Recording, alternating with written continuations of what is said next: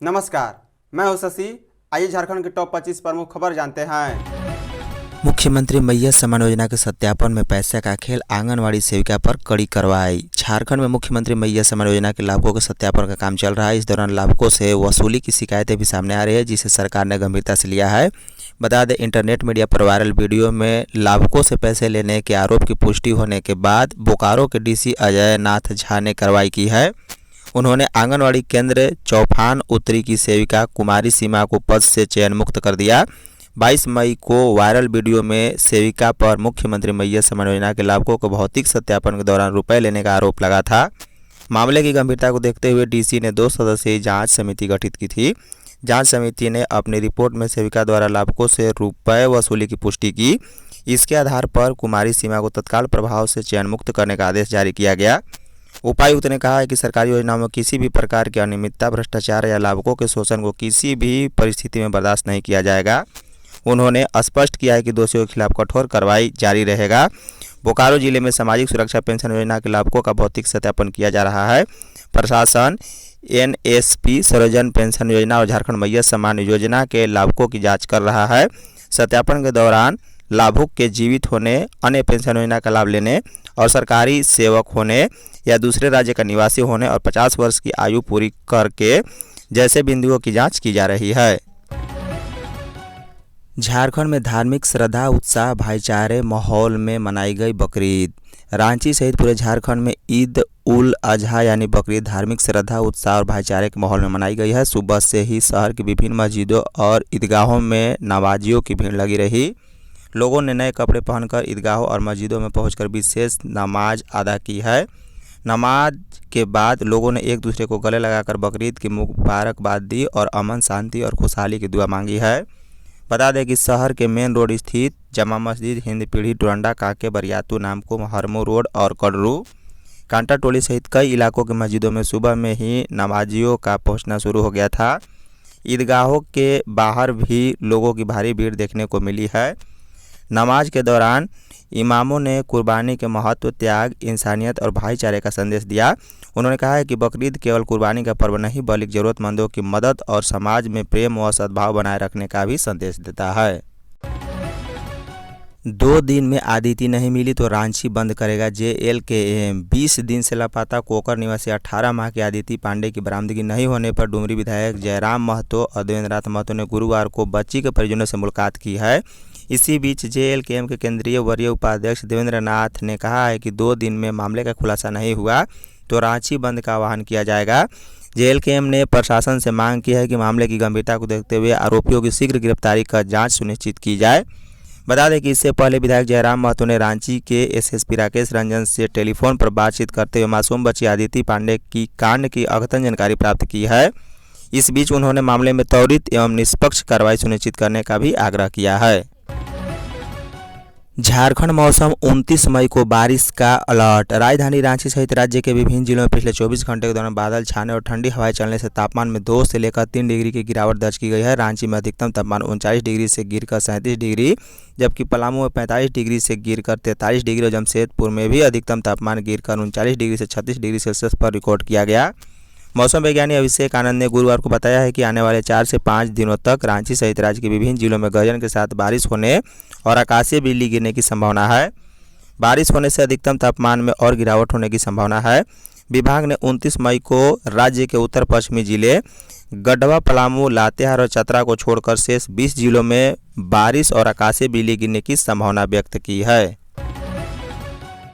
Ebola को लेकर झारखंड में अलर्ट, 24 घंटे रहेंगी एम्बुलेंस। स्वास्थ्य विभाग की ओर से इबोला वायरस को लेकर अलर्ट व दिशा निर्देश जारी कर दिया गया है। इबोला जैसी संक्रामक बीमारी से निपटने के लिए सदर अस्पताल में 5 बेड का विशेष आइसोलेशन वार्ड तैयार किया गया है। यहाँ PP किट, संक्रमण नियंत्रण उपकरण, सैनिटाइजेशन और अलग चिकित्सा व्यवस्था सुनिश्चित करने की तैयारी की जा रही है। बता दें, स्वास्थ्य कर्मियों को भी संक्रमण से बचाव और संदिग्ध मरीजों की देखभाल को लेकर प्रशिक्षण किया जा रहा है। राजधानी रांची के बिरसा मुंडा एयरपोर्ट पर अब विशेष क्वारंटाइन सेंटर बनाया जाएगा, जहां विदेश से आने वाले यात्रियों में इबोला जैसे लक्षण मिलने पर उन्हें तत्काल अलग रखा जाएगा। स्वास्थ्य विभाग ने इसको लेकर एयरपोर्ट प्रबंधन, जिला प्रशासन और अस्पतालों के साथ समन्वय शुरू कर दिया है।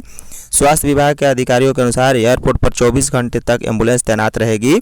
यदि किसी यात्री में तेज बुखार, उल्टी, कमजोरी, रक्तस्राव या अन्य संदिग्ध लक्षण पाए जाते हैं तो उसे तुरंत क्वारंटाइन कर प्राथमिक जांच की जाएगी, जिसके बाद मरीज को विशेष निगरानी में रिम्स या सदर अस्पताल में भेजा जाएगा। झारखंड में महिला सुरक्षा पर गंभीर सवाल, 6 माह में बढ़े अपराध। झारखंड में महिलाओं की सुरक्षा को लेकर एक बार फिर गंभीर सवाल खड़े हो गए हैं। राज्य सरकार और पुलिस की ओर से महिला सुरक्षा के लिए कई तकनीकी और प्रशासनिक पहले की गई है, लेकिन अपराध के आंकड़े और जमीनी स्थिति कई चुनौतियों की ओर इशारा करते हैं। खासकर राजधानी रांची में महिलाओं के साथ छेड़छाड़ और उत्पीड़न की घटनाएं लगातार सामने आ रही है, जबकि इनके विस्तार सरकारी आंकड़े सार्वजनिक रूप से उपलब्ध नहीं है। बता दें, पिछले 6 महीने के दौरान झारखंड में महिलाओं के खिलाफ अपराधों की स्थिति का अध्ययन करने पर यह स्पष्ट होता है कि दुष्कर्म, अपहरण और दहेज हत्या जैसे गंभीर अपराध अब भी बड़ी चुनौती बने हुए हैं। वहीं दूसरी ओर महिलाओं की सुरक्षा के लिए शुरू किए गए शक्ति मोबाइल ऐप और रांची के प्रमुख चौक चौराहों पर लगाए गए इमरजेंसी कॉल बॉक्स भी अपेक्षित परिणाम नहीं दे पाए हैं। रांची पुलिस की मासिक अपराध रिपोर्ट में छेड़छाड़ या मोलेस्टेशन के मामलों को अलग श्रेणी में सार्वजनिक नहीं किया जाता। वहीं वजह है कि पिछले 5 महीने में राजधानी में महिलाओं और छात्राओं के साथ कई छेड़छाड़ की कुल घटनाओं की संख्या उपलब्ध नहीं हो सकी है। जैक बोर्ड 1 माह बाद भी नहीं पहुंची मैट्रिक इंटर का marksheet. Jharkhand academic council JAC की ओर से मैट्रिक और इंटरमीडिएट का परीक्षा परिणाम जारी किए जाने के हफ्तों बीत जाने के बाद भी अभी छात्र छात्राओं की परेशानी कम होने का नाम नहीं ले रही है।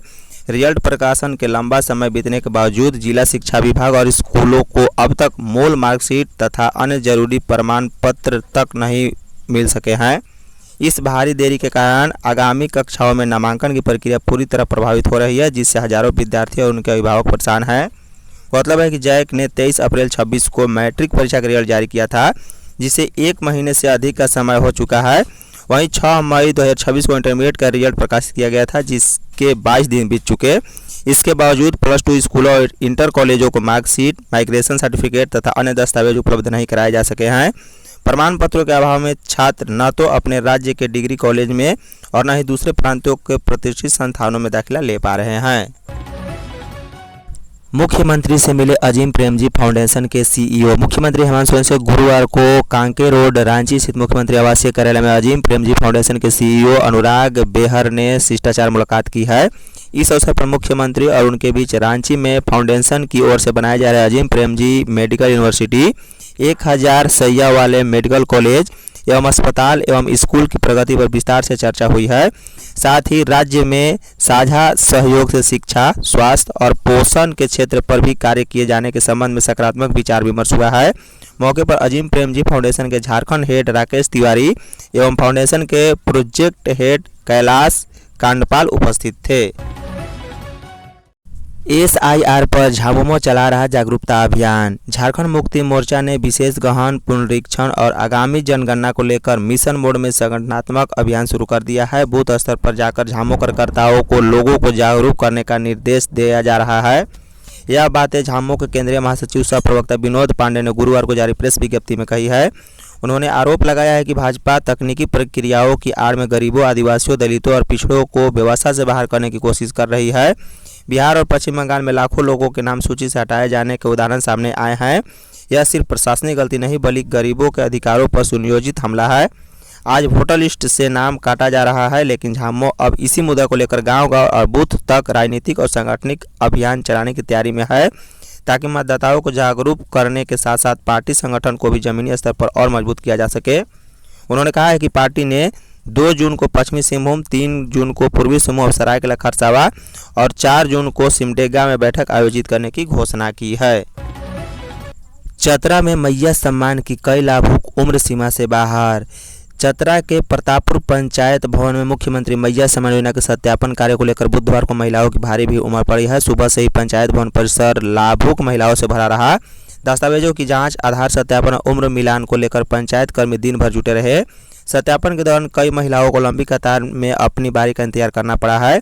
पंचायत भवन में अफरा तफरी जैसी स्थिति भी देखने को मिली। हालांकि कर्मियों ने लोगों को व्यवस्थित कर प्रक्रिया जारी रखी। बता दें कि प्रतापपुर पंचायत के उप मुखिया आकाश कुमार गुप्ता ने बताया कि लाभुकों का सत्यापन आधार कार्ड एवं अन्य दस्तावेजों के आधार पर किया जा रहा है, जांच के दौरान कई लाभुकों की उम्र 50 से अधिक तथा कुछ की उम्र 18 से कम भी पाई गई है। ऐसे मामलों की सूची अलग से तैयार कर नियमानुसार आगे कार्रवाई की जाएगी। उन्होंने बताया कि सरकार के निर्देशानुसार योजना का लाभ केवल पात्र महिलाओं तक पहुंचे, इसे सुनिश्चित करने के उद्देश्य से यह अभियान चलाया जा रहा है। सत्यापन कार्य पूरा होने तक पंचायत भवन में महिलाओं की आवाजाही लगातार बनी रहेगी। बोकारो एयरपोर्ट को लेकर संजय सेठ से ज्ञापन। बोकारो दौरे पर आए केंद्रीय रक्षा राज्य मंत्री संजय सेठ से भाजपा के प्रदेश कार्य समिति सदस्य कुमार अमित ने नवनिर्मित एयरपोर्ट से यात्री विमानों के परिचालन शुरू करने की मांग की है। इसे लेकर भाजपा नेताओं ने केंद्रीय मंत्री को ज्ञापन सौंपा। मौके पर केंद्रीय मंत्री संजय सेठ ने एयरपोर्ट अथॉरिटी से संबंधित अधिकारियों से फोन पर बात कर एयरपोर्ट के अब तक की प्रगति की जानकारी ली है। साथ ही उन्होंने यहां से व्यावसायिक उड़ानों को जल्द शुरू करने को लेकर निर्देश दिया।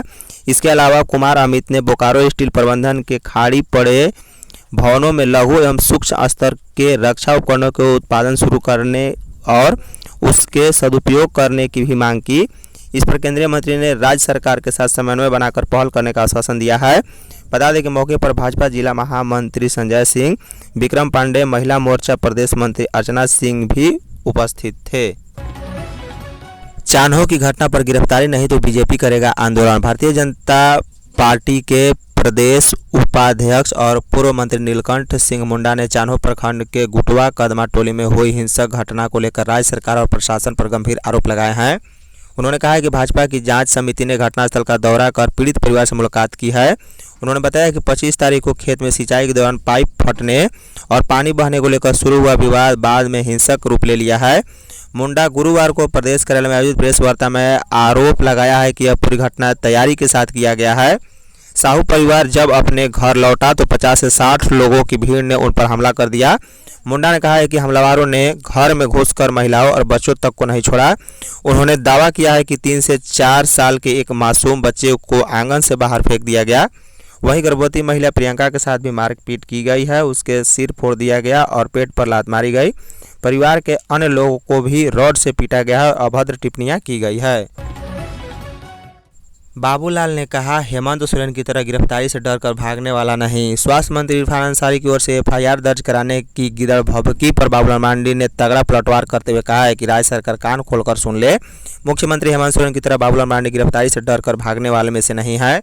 उन्होंने स्वास्थ्य मंत्री और राज्य सरकार को सीधी चुनौती देते हुए कहा है कि यदि हिम्मत है तो सरकार उन्हें गिरफ्तार करके दिखाए।